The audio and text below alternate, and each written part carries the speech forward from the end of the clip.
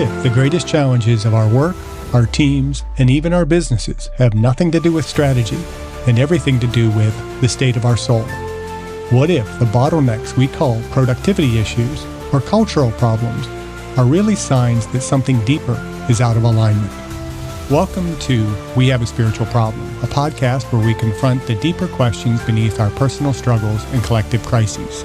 I am your host, Dr. Jeff Armstrong. I am not a theologian or a philosopher, or at least by training. I am a PhD exercise physiologist with an interest in the intersection of the physical and the spiritual.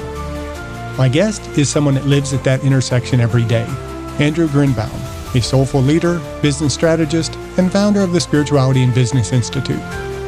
Andrew works with leaders from major firms as well as hundreds of small business owners, helping them rediscover their purpose, build work environments where people genuinely thrive, and integrate spirituality into the systems that run their organizations.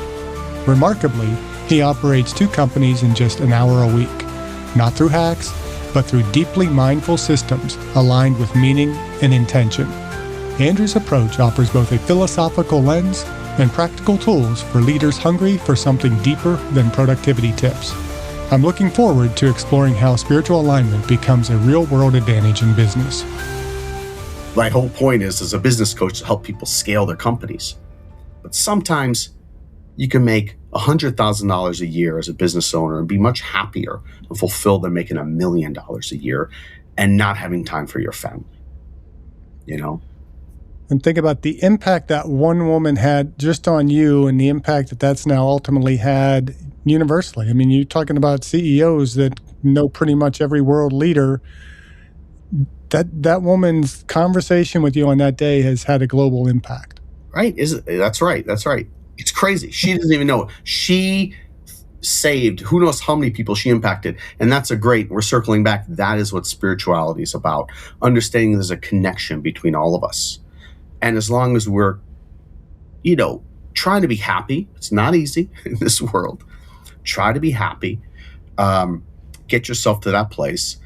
Appreciate what that you can affect people every day in the positive, including yourself. And yes, that can connect, as you said. I didn't even think about it until you said it, right?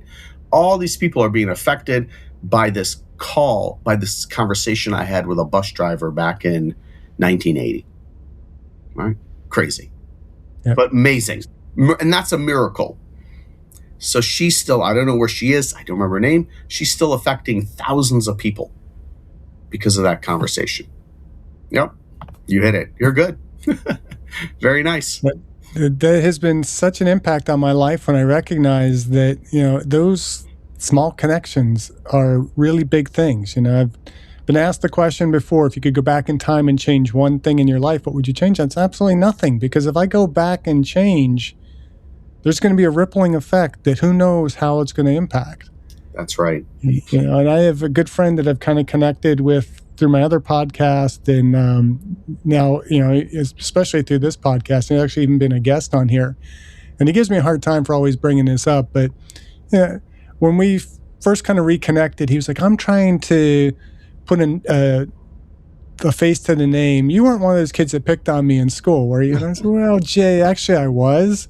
And he's like, but we're different people now, and we wouldn't be who we are if it wasn't, for how we were back then. And, he's fully fine with the fact that, I picked on a little bit for having a hearing aid and, being a little bit different back in school. But now that has been lessons that's taught both of us and made us both far better people. Yeah. And now we can have a level of conversation that we probably wouldn't have had if we didn't have those simple conversations back then. And so I'm a whole believer is you don't go back and change the past. You have the opportunity now to change with how am I dealing with my past? Correct. Yeah, that's exactly it. Right. You can re-examine your past and you can look at it with a different, and I do recommend what you did with this person. I recommend going back. I love Facebook for that reason. You could find people from your past and have conversations with them. And you'll find that sometimes if you thought like, oh, people didn't like you or something, I spoke with somebody and she told me that, no, actually, you're very intimidating. Me, little me, I was intimidating. And we were just afraid of you. Like, really? Me? I'm just a soft, squishy guy. But I guess I'm intimidating. Some people were, I'm not that tall. I'm not this big football player, but I guess people were intimidated by me. And so it's good to have these conversations.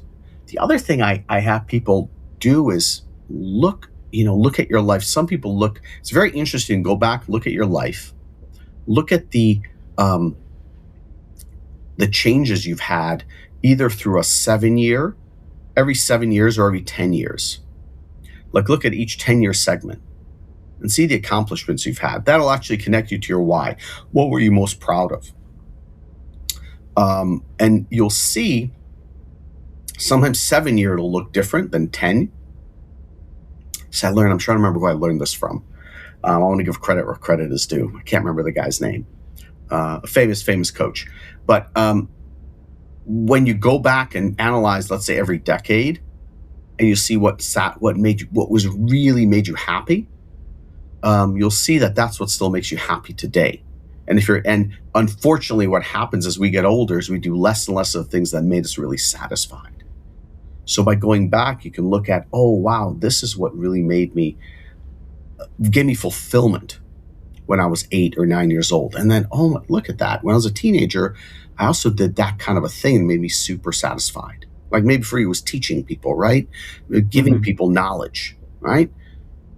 Something like that you connected to. And obviously that's what you do now. But it's a very good, people don't slow down to even analyze their life and go back and look at their life in segments and see what was great, what was the lessons I learned. And also, for the things that, let's say, we do regret, look, you're not operating at the same place when you're 14 or 18 or 7 or even 27, right? We're a little bit older, more than 27, let's say, right? So you can't beat yourself up forever for something you did at 24 or 22. 22-year-olds, I was an idiot. Even though I was very smart, right? And I was already in grad school. I was looking back now, but at 22, I did the best I could. So look at a 22-year-old today, and we oftentimes beat ourselves up so much and have regrets over things that would you do that today? Of course not. Well, great. You learned a lesson. Again, it made you who you are. Thank God you had that lesson and you're still here to talk about it. You screwed up. You made mistakes. Great. Wonderful. You survived. So that's wonderful if you can survive your mistakes and you're still here. So I not that I love you're more forgiving of I don't love my mistakes, but they're all lessons I can draw from. They're there for me to learn from and learn what not to do. And hopefully I'm not making those same mistakes. And for the most part, I'm not. Still, sometimes I'll act like a dumb 22-year-old, maybe. I'm still acting like a dumb 62-year-old. So. 60, okay. No, look, I think I stopped aging. I was like 21, like in a junior or senior in college. That's how I feel myself sometimes, with more gray hair. And, that's all. With me, it's more hair. More some gray hair. But it's great the way you live because, you wouldn't be here right now if you would have done something in a more perfect way 30 years ago. Who knows where you'd be? Maybe not in such a good place. All right. So, like, one of the things after grad school, I worked 1 year in corporate America and then I went straight into consulting. My trajectory was a little bit like this when you're a consultant, right? When you're working for yourself, it's up and down. And one of the things I'm happy about now is that I didn't have that much money when I was really young, in my early 20s and my mid 20s in New York, because I would have gotten in trouble. There was just too many temptations in New York, partying, nightlife, all this kind of stuff. And I love that. That's one of I love, since when I was young, I love to party. Thank God I didn't have the money to go out every night, right? So now I have the money and I don't want to go party. I just want to take a nap. Like, party for me is taking a nap, right? We'll have time to take a nap. But thank God, so sometimes the things that we look at our limitations are actually were blessings in disguise, because you avoided some things doing, you know. Um, so I'm very happy about being in New York, not that rich or not that affluent in my 20s. Thank God, because I would have gotten in trouble for You're sure. taking me back to when I lived in New York, and I was in my later 20s, but not making much money. I moved out there, and I knew I wasn't going to make enough money to be able to survive there, but the whole purpose was to get myself back to Pittsburgh in a higher level position with this company. And I was at a group from work, all wanted to go out. We went out to this club on Long Island where I was living, and I had $20 on me. And I pull up, and it was $10 to park. And I'm like, great, I got $10 left. I go in there and ask what kind of beer they had, and I think I had to go with like the cheapest beer they had, and I think it was like Rolling Rock, which to me, I grew up in Pennsylvania, and it's like Rolling Rock was not a great beer, but it was Yeah. like expensive on Long Island. And so I ordered a Rolling Rock or whatever the beer was, and it was like $7. I'm like, great. Well, I'm going to have to hold this bottle the whole night and just nurse it. Yep. And unfortunately, I ran into a buddy from college who was from Long Island as well. And he's like, hey, let me get you a beer. What are you drinking? I'm like, oh, no, you don't have to. Oh, no, let me get it for you. So I at least got 2 beers out that evening because I wasn't going to get a second one. And yeah, it's like that stuff keeps you out of trouble. And sometimes you're not going to get the money or the fame or the success until you're ready for it. Correct. Yeah, it's like almost like, well, if you believe in a higher power, then, or your soul, then that's right. And I see the proof of that. It's more than belief for me. Then yes, I am being protected from certain things, right? Because I see other people who didn't make it, right? So, or like, I have a tendency, because I was, going back, I was one of those kids that was bullied when I was little. But I realized that, thank God for the bullies, because I learned how to, I became so sharp with my tongue. And I also had a tendency to, I was like a very aggressive kid. And by being kept down a little bit, I didn't become a bully, because I could very easily do that. So thank God that I wasn't. I'd rather bully. Oh, fine, I made it. I'm here today. But thank God I had those experiences. Of course, they're painful when you're little and you're getting bullied. But I would have become a bully. That'd be much worse. Because some people who are bullies at 8 or 12, they're still bullies today, and that's not a way to live. And they don't even see it, because they're just operating out of pride and all this stuff. And it's very hard to, they do operating like this their whole life. And so thank God I didn't, my ego wasn't too puffed up when I was little, because it's already very big anyway. So it was kept down by people who kept me in line. Thank God. But I figured it out. I became, very good at getting my way out with jokes and everything. I became very good and it shaped who I am. It really shaped who I am. So all these like things that we go into therapy about for years. Nothing wrong with therapy, and I've been in therapy. Therapy's great, but sometimes people go over the same sad story over and over, instead of realizing, sometimes the creator or the light or whatever you want to call it, God, put you in that situation to protect you.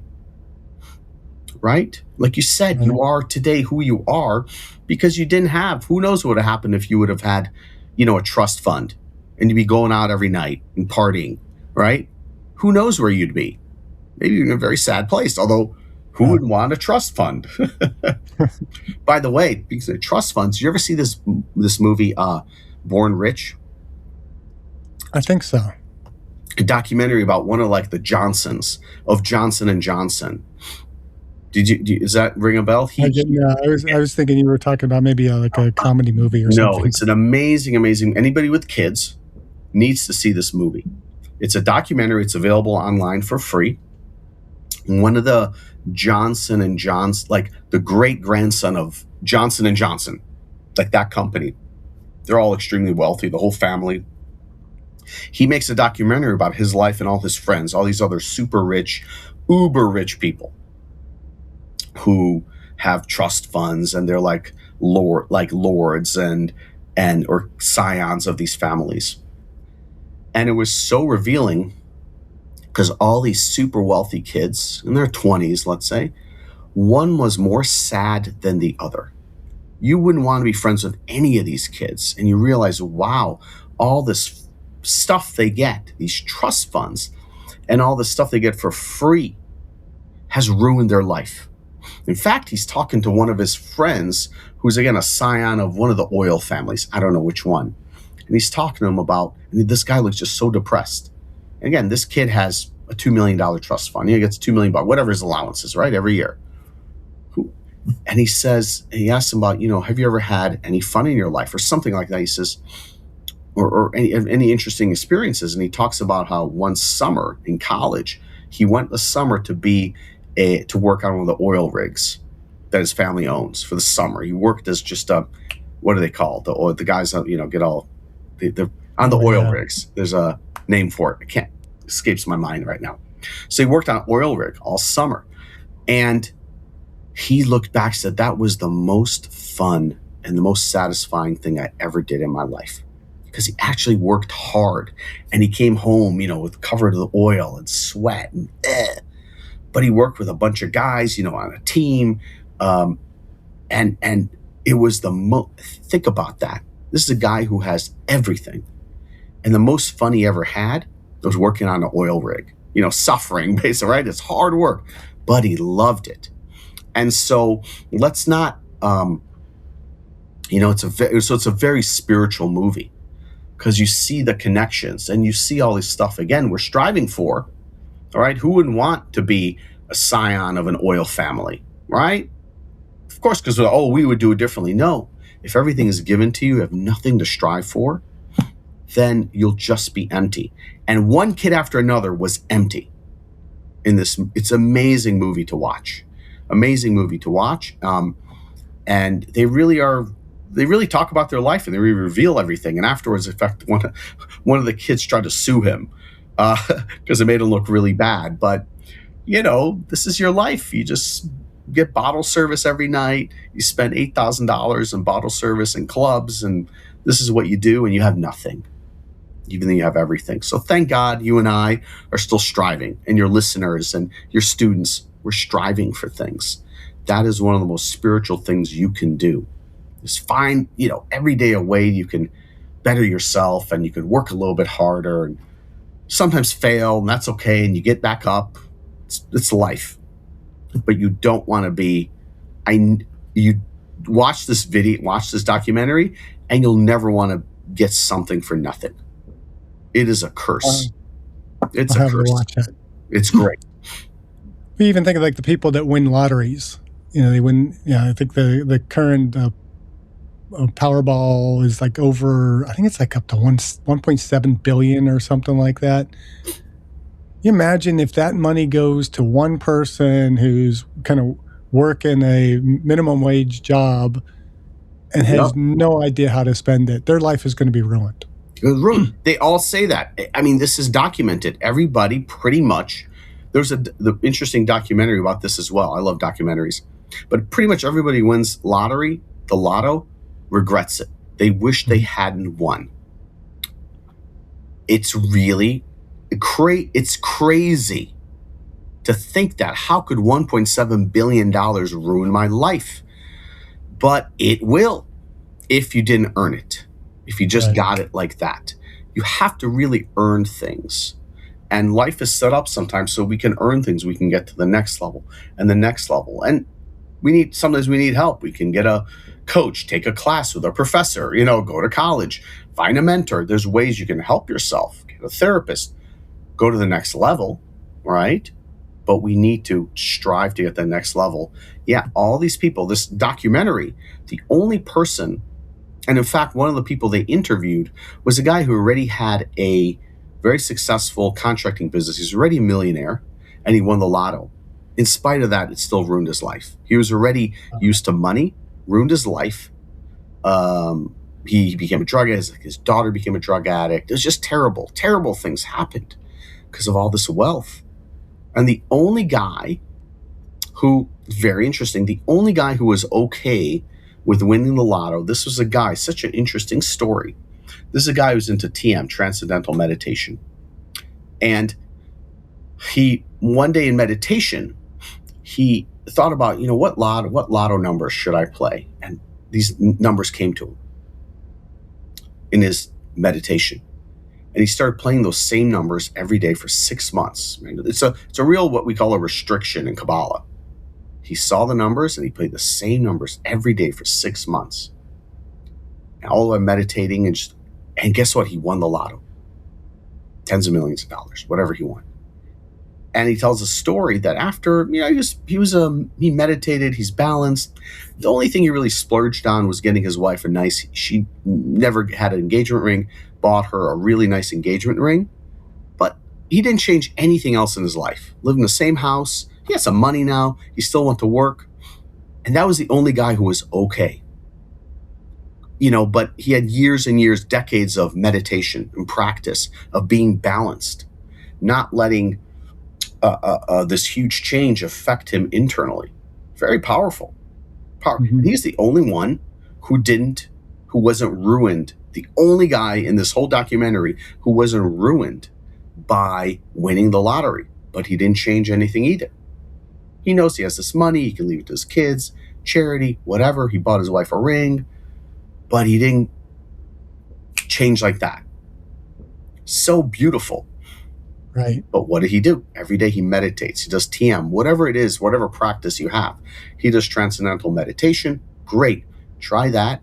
Get yourself emotionally balanced, right? He connected to his heart and he knew that he was whole, right? But for all of us, we have such a hole, actually. We're not whole with a W. We have a hole, H-O-L-E. So we fill it, right? If you win the lotto with all sorts of stuff, doesn't work. Can't fill your heart. $1 billion can't fill your heart, right? No. Infinite, right? But that's what people do. And all these other people, they filled all their holes with money and it ruined them. Just ruined them. Because at the end, they still had a hole in their heart. They didn't connect to their heart. And it's so beautiful, this guy. So I love watching documentaries because people are so forthcoming with their stories, right? A good interviewer can talk about anything. And so it's a big lesson to take. Find your wealth, inside, right? Find your wealth on the inside. You probably already have everything around you that you need. Probably, thank God, if you're listening to this, you have your hearing, right? You can see, right? Probably you could walk, you have a family, you probably have a job or a business. You have a lot of good stuff. Get everything out of that. Get it 100%. Engage with that stuff 100%. So tell us about the Spirituality and Business Institute. What inspired that and what kind of transformation are members experiencing? Sure. Thank you. Thank you for asking that. So I always used spirituality in my coaching, but about 1.5 years ago, I kind of quote unquote came out of the closet about it. This is what I do. I believe in the light or the creator, or whatever you want. I believe there's something bigger out there. And I've always used this stuff to help me with my businesses and my clients, as well as the traditional business coaching stuff. So when people come in, when people become part of this institute, I take them through processes. One of them I call a Change Agent Challenge, where people who really want to change the world, it's very intimidating, right? Very intimidating to want to change the world or bring a product to market that's going to somehow revolutionize and make the world a better place. So I help them through a process to create a template on how this looks over the next, let's say, 10 years for you. And the good thing is that today there are so many, first of all, there's so much data out there that shows that being more mindful, more conscious, having emotional intelligence, being more spirituality works, right? Caring more, love thy neighbor as thyself. It's already data backed. It works. We call it, 5-star service, but 5-star service is really about coming from your heart and doing your utmost to help people, right? So all this stuff is backed by data, so people don't have to be afraid of being, too idealistic. And they need a support system for being idealistic, right? Because if you want to clean the oceans, you want to solve the mental health crisis, or I have another person, changing their industries to be more green and more sustainable, let's say, that's going to be really tough. Like, who are you to do this? So you need to know that this is actually the way to do business. I show them the data. I always lead with data and show them that actually, if you're there to change the world, you're going to make more money. Today, people are looking for that. Today, people are spiritually hungry. They're open to hearing spiritual messages, unlike ever before. And I'm talking about finance. I spoke at a finance and tech conference in Central America last month, and my topic was spirituality and business. And everybody loved it. It's finance and tech. 20 years ago, that wasn't possible. So I think we've crossed the precipice or whatever. People are open. So I want to help people be comfortable with that. It's okay to have consciousness and be mindful and want to change the world. Great. Two, I create there's the people, who are connected. I try to connect them, right? They work with each other, and I have like masterminds and so forth. So they work with each other and they see, oh, it's okay to be spiritual. It's okay to be a do-gooder, right? It's okay today. And so people need a community, because there are some, but there aren't that many forums for people to say they're spiritual. Let's say, I believe in God and I want to transform this industry. There's too much plastic in our, let's say, our fibers. I have a client who's changing the world of sporting goods and wants to make it all natural and organic, because if you wear plastic, it's oil, basically. If you're wearing polyester, it actually affects your body. It can affect your, everything. You're wearing oil. I'm simplifying it here, but, so she wants to change this whole industry. That's scary. That's very scary to want to change an industry. So people need a forum where they can be okay about it, be scared, but get to the next, go in spite of having your fears, right? Easy to make. There's so many opportunities today. Easy. Of course, it's always hard work, but it's easy to make money today. You can connect to a global audience today, right? Like we're doing with a podcast. Mm-hmm. If you have something great to sell, you can get it out there. But it's scary to come out. And that's why I set like the foundation. I came out, I post all the time on Facebook and LinkedIn, Instagram. I'm a spiritual person. I'm a spiritual coach. I'm sure there's a lot of people go, who is this guy think he is? Oh, get a load of this guy. But it's okay. I'm not speaking to them. I'm speaking to the people who are also spiritual and heart-centered and want to have a place to be okay doing that and being entrepreneurs. So that's what they're getting in this institute, right? It's okay to be this idealist, with a heart. And it's actually, I show them that you're actually going to make more money today. You can get rich today being a do-gooder. And we see it all the time. So that's what they're getting. But really it's an opportunity for me. It's selfish. We have to create businesses that support our fulfillment. And for me to work with other spiritual people, entrepreneurs who are changing the world is amazing. It's really for me. They work with people and meet people like you, wonderful people who are like, love this stuff. Right.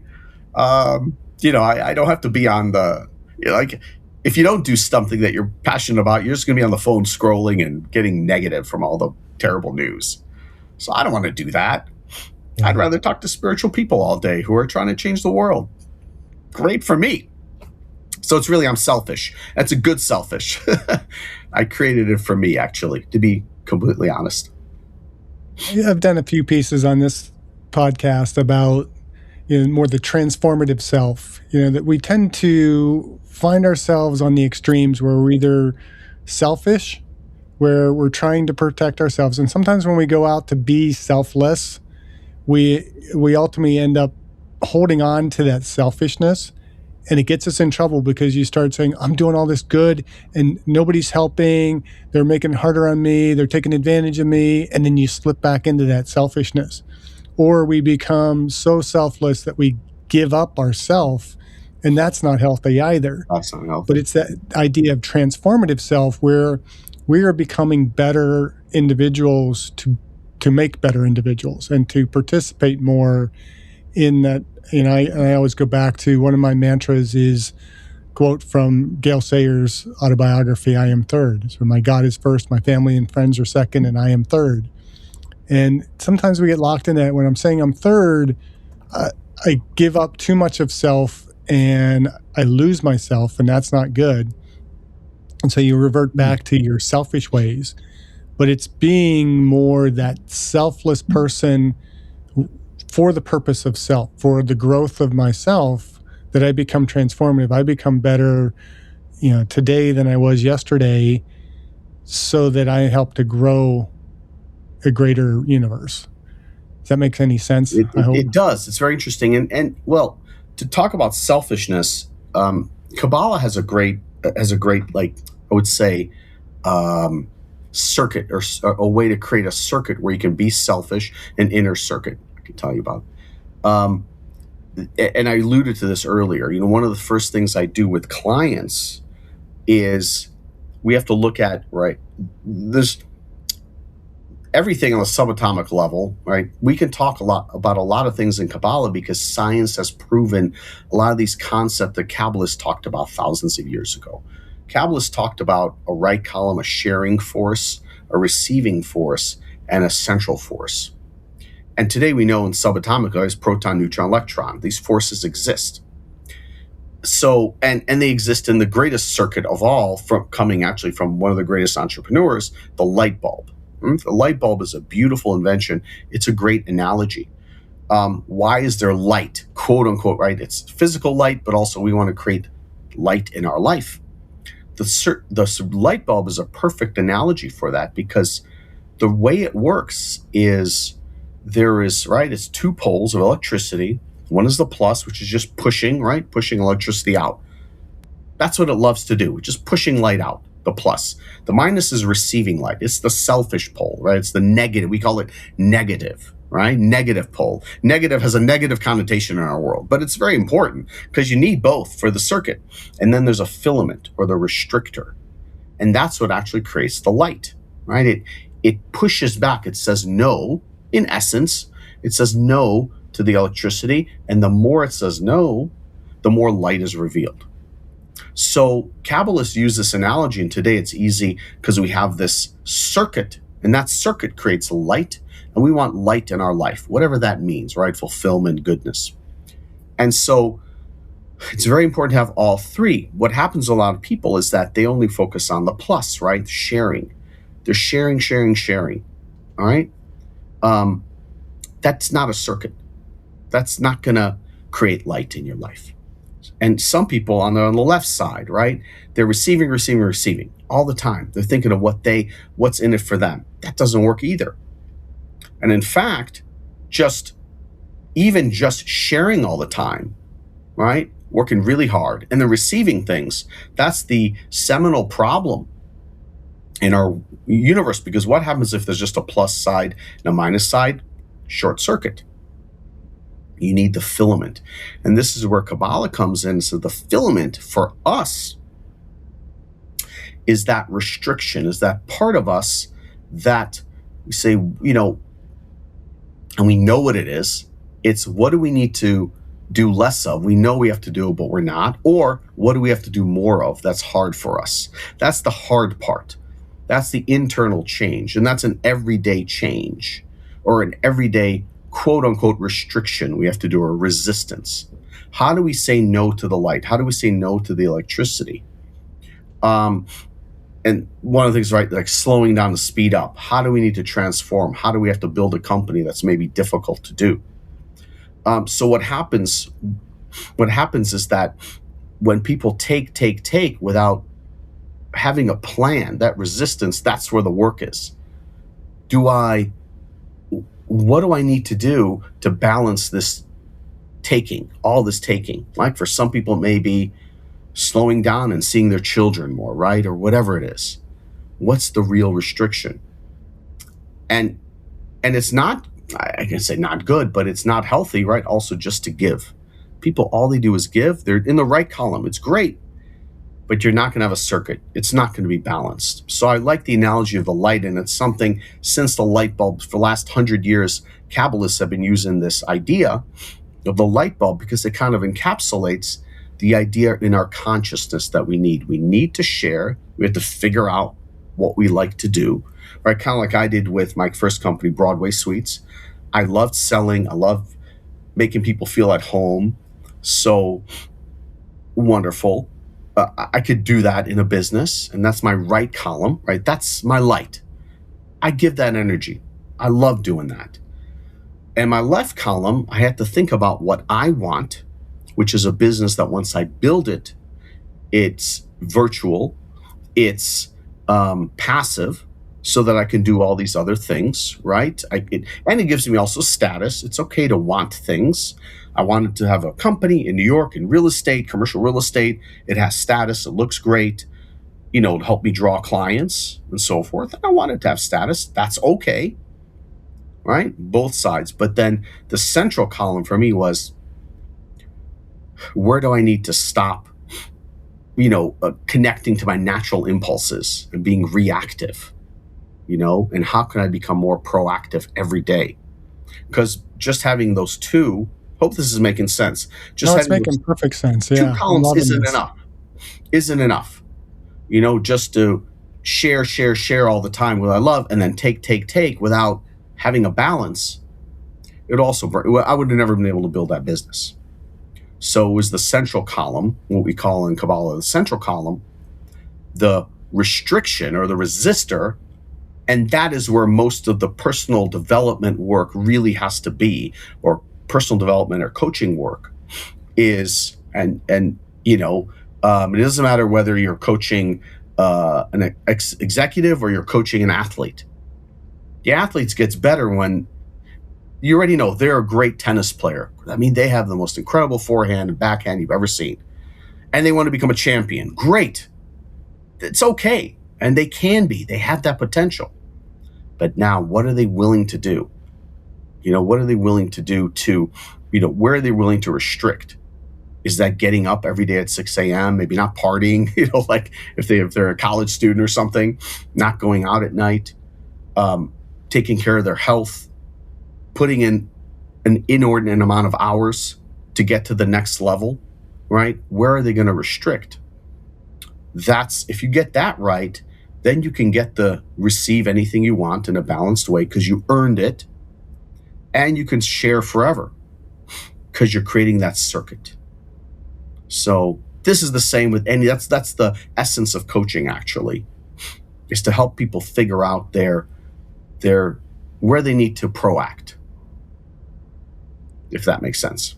No, that makes perfect sense. And I love the analogy because I've never heard that light bulb piece been used before. And, talked about transformational coaching and that kind of stuff where, like, I don't know if you're familiar with, I always want to say John because I worked with a John Ehrman, but Joe Ehrman wrote a book. I think the book's about over 20 years old now, which makes me feel old because time has just flown by. It was when we were living in Michigan before we moved out here that I heard him speak. But he wrote a book called Inside Out Coaching.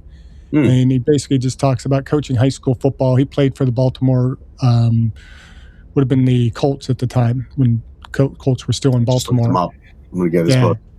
And just a phenomenal story about what he's doing. But he would, say that people would say, well, how's, like maybe ask about a specific athlete, how they're doing. And he said, well, ask me in 20 years. I won't know until I see how he treats his wife and his family and those types of things, whether I've been successful coaching this kid. Wow.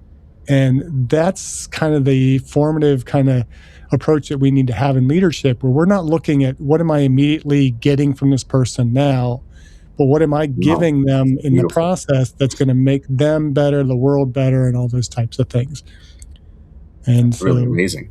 Yeah, yeah, inside out coaching. You start on the inside. I can't wait to yeah, get that book.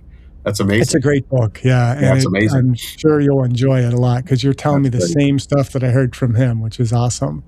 Yeah, and So, Gail Sayers, yeah. also another NFL person. Kansas Comet, is that Gail Sayers, the one you were talking about? Golfer? No. Yeah, I think he was called that's right. I forgot about him being called that because he ran track and played football at Kansas, and then played for the Chicago Bears, He and was a that's great the coach. whole Aaron Bryan song Hmm. story. Yeah, so Yeah. that's Gale Sayers, and his autobiography was just called "I Am Third." Wow. I have an old autographed copy of that is ragged from reading, that I got Well, when I was yeah, a kid. coaching comes from the world of sports coaching, and some of the Hmm. wisest people are sports coaches Hmm. because they have to build people. They don't build machines. All right? They have to build real people. The real champions are real people for the most part. They're really Right, incredible people, right? Who not only put in, even though they were already the superstars, they practice an extra 2 hours a day, right? Even though they're right. already the number one person, they're the ones who are there early. All these stories of Michael Jordan. You hear all these Mhm. stories like Oh in the yeah. dream team, the young guys would try to get to the gym before him when they're in Barcelona or whatever, and he was already there working out. Like he's there. They try to get there at 5 a.m. to beat Michael Jordan to the gym. He's already there sweating, and he's already Michael Jordan, Right. so that, and then they're also the best coaches build the best people. Those are the true champions. So that's the Yeah. coaching comes from the world of sports coaching. I wish I could be as great as sports. And it's funny, I started out as a martial art coach and a teacher when I was a teenager. And I learned so much from being a karate coach and a taekwondo coach. That's where because the great athletes, the people who become champions in any martial arts, are willing are willing to face their fears, literally face their fears, because you can get punched in the face, right, or kicked in the gut. So they Yeah. learn to overcome all these fears, the natural fears that we have of getting punched in the face. But it's really not about getting punched in the face, because it's about being okay to accept it. Because you're going to get, after martial arts, you'll still get punched in the face. All right. But it'll be a divorce, or it'll be a layoff. It'll be other punches in the face. Right. Yeah. So martial art training is great for that. Yeah. Getting punched in the face in life. So for those leaders who are listening that are maybe feeling punched in the face or feeling stuck or misaligned, what's the first practical step toward integrating spirituality into their work and their personal lives? I would say, please take time to slow down and find a mentor or a coach or somebody to help you realign with your values. There's a lot of great techniques out there. And I started with this, and I go back to it all the time. Make sure you're operating from your values. That's the key, first of all. And values aren't platitudes. All the companies have their values on their website. It's all platitudes. It's an ad agency created them, right? It came from the outside in. You really have to get to a place where it's from the inside out. You discover your values, what's most important to you, and you start operating your life from there.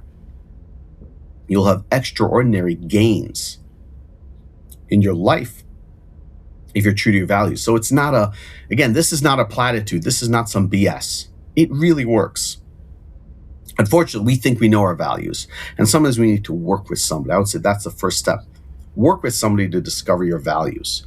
And it should be an aha moment, unless you've done a lot of work already.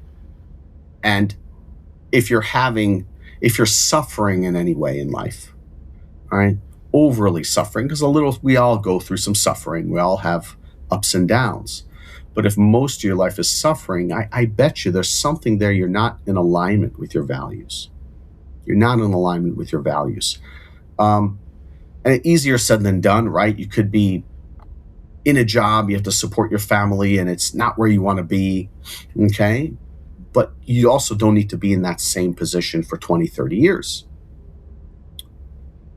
Operate from your values. That's one. And also try to find a way, like that bus driver, find a way every day to feel fulfilled. You're there to help people. Wherever you are actually is your purpose. This whole notion of looking for your purpose, purpose hunting, people do, it's great. And there are bigger global, some people have, you're drawn to it. Some people are drawn to great global purposes, right? Like my clients, they want to change the world in big ways. But you know what? You have a purpose right now. Like on this pod, we have a purpose. It could be to change one person, make a difference in the life of one person. We've done our work. I'm not here to change 1 million people with this podcast. Maybe, I don't know. That's not my job to figure out how I'm going to help somebody. My job is to help somebody, whoever it is. And that's really important, to find ways you can help. And it's sometimes so that's your purpose. So you find your values and you find your purpose. And the purpose is very easy to find. Wherever you are right now, you have a purpose to help somebody. You can make a difference in somebody's life. Like this big, executive who realized, oh, he just needs to be with his son. That's a purpose he can do every day. Everything else is already taken care of for him. He makes money, global, blah, blah, blah. He's a big shot. He can help his son every day. And it's changing his life. It has changed his life completely, 180. So that's where I would begin. And if you have any questions, feel free to contact me, obviously on spiritualbiz.org, or this is my name. There's only one Grinbaum with an I, so I'm easily found on Facebook and LinkedIn and so forth. I can give you some other tools. And see these kind of movies like The Born Rich. It'll realign the way you think about wealth. We're striving so much for wealth in this world, and see Born Rich and then come back to me. See what you think about just pure unadulterated wealth. It'll realign, it'll shift everything. You'd be like, oh my God, I'm so lucky to make $60,000 as a pharmacy tech. I'm more happy than these guys who have 60 million. So what gives you hope right now when you look at the intersection of work, leadership, and spirituality? That's a great question. I see that people are open. It's a very hopeful time. It's really important for us to disconnect from the media. If we connect too much to media, we're gonna be hopeless. And that's one of the problems with children today, adults too, but teens and kids, they're online too much. It's very negative. When you look at the world of work, it's the first time in history, I think that globally, because everybody is actually connected because of the internet, right? The problems that we're having, I have a team in Bangladesh, those guys are having the same issues with the world as I am here in Florida. The same issues with mental health crisis and politics. But so everybody knows we have a spiritual problem, that we feel all empty and we're constantly chasing. So because of that, everybody is open today to spirituality. Everybody's open today to talking like this. You can have these authentic conversations. And you see that with CEOs. CEOs are talking about mindfulness and love and caring. 25 years ago, if a CEO of a Fortune 500 company cried, which I've seen on, they'd be fired. What are you doing? Crying. Be a leader. Be a man. Don't be a sissy. Today, you can come from the heart. And the most successful CEOs are coming from the heart. And business leaders are truly and it works. That's why my team actually developed my website. They're all into it too. And they're completely, they're Muslim guys from Bangladesh. And I'm a Jewish Jewish guy from Florida, by way of New York and Ukraine, whatever. And we're all speaking the same language. Isn't that amazing? Yeah. Isn't that amazing that today we're all speaking the same language and it's okay to come from your heart? Wow. First time in history. So please speak from your heart. Be authentic. People are spiritually hungry. It's so exciting.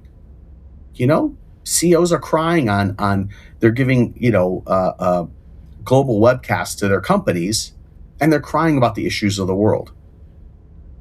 Amazing. Have the courage to be authentic like that. So that's what really gives me hope. It's happening. Entrepreneurs are going to change the world. We have a huge opportunity today to make a huge difference and find our tribe, find our group. And then it becomes like it becomes viral. It's becoming viral. This, this movement of being spiritual, coming from your values, coming from your heart, being conscious, whatever you want to call it. All right. Whatever the label is that you put on it. It's really great. It's happening. So that's why I'm totally out about it. I'm like out of the closet that I'm spiritual. I believe in the light. We're all connected, et cetera, et cetera. People are like, wow, that's cool. I believe in that too. Amazing. Thank you for sharing that. You gave me the freedom, you gave me the permission to also talk about it in my company. And nobody's getting fired today for being mindful or spiritual or, again, whatever you want to call it, heart-based. Super cool. Very exciting. So that's what I'm excited about. You can see, it's authentic. It's genuine. It's happening. I love it. I love the enthusiasm and the optimism. And you've already answered the question I was going to ask about how our listeners can learn more about you and the work you're doing. So I'll put links to all that in the description notes. Do you have time for one more question? Of course. I don't know if you've ever heard of Stephen Puri. Stephen was an executive VP for Sony and a bunch of these bigger media companies in Hollywood, and just kind of walked away from it all and has started kind of an online business that's kind of designed to connect people. And I had him on the podcast, I feel like it's recently, but it's probably been several months ago. And he asked me a question that I now refer to as the Puri question that I like to ask guests if I have the opportunity. And his question was, if you were given a magic wand that you could use once, only once, and change anything in the world, how would you use it? Magic wand. Yeah. I would make studying, and I would be specific about it, studying Kabbalah, which is spirituality, it's ancient spirituality, part of the curriculum of elementary school. That's what I would use it for, to make spirituality, again, not religion, but spirituality. And I think in an ancient way, like the Kabbalists, it's been time tested because it's 4,000 years old. I would put a Kabbalah course for personal development in every elementary school in the world. That is a reasonable answer. His response was he would give everybody empathy. My response is, and it probably still would be, that I would break it. I would bury it. I would not want that power. I would not want anybody to have that power, because, like we were talking about earlier, that the good or bad that has happened in our lives has shaped us to who we are and who we are to be, and it's going to impact so many other people. So to me, it's just like, I don't want that power. I don't want anybody to have that power. I'm just going to break that thing and bury it. Yeah, but you could use it. I like your answer. Like I did. It's a very practical thing. I want $1 billion. Well, I know that's not going to change my life, but maybe you could use it to open people's hearts up, or like this. That's why I would use that course, because it would open people's hearts up, help connect them. So that's all that's missing today, is not that would just accelerate the that the process already is happening, is people coming together. There's a lot of people coming apart, but that would accelerate people coming together, right? And finding commonality in their heart, right? And spirituality, or whatever that means for people. So that's what I would use it for. So I like that. Think of something practical. Great answer. I would say think of something practical. And that's why I'm doing this. So hopefully I am one of the soldiers, in this spiritual movement, to do that or something like that, where kids aren't just being taught math and reading and writing and all this stuff. They're being taught personal development and spiritual development in school, right? Amazing. One of the few places they can learn that, actually, right, is on sports teams. Mm-hmm. They can learn personal development there, but we can even go deeper. So that would be an amazing thing. I like that. That's a great answer, and I think that's a great place to end the conversation. I just love this conversation today. I will have to have you back on as a fairly regular individual on this podcast, because we're in the same spot, or we're trying to do the same things, and you're doing great at it. I love the message that you bring and what you're trying to do. So just keep doing it. Keep helping other people. Be good to yourself and be good to others. Well, thank you very much. And listen, happy holiday, Merry Christmas, Happy New Year. Have a great, hopefully you'll take some time off and relax. And this is great. I feel totally inspired talking to you, and you've given me some names. I have books now to read. I love reading books. So you gave me like 3 or 4 books to read. So I love it. Great. Well, I'm inspired too.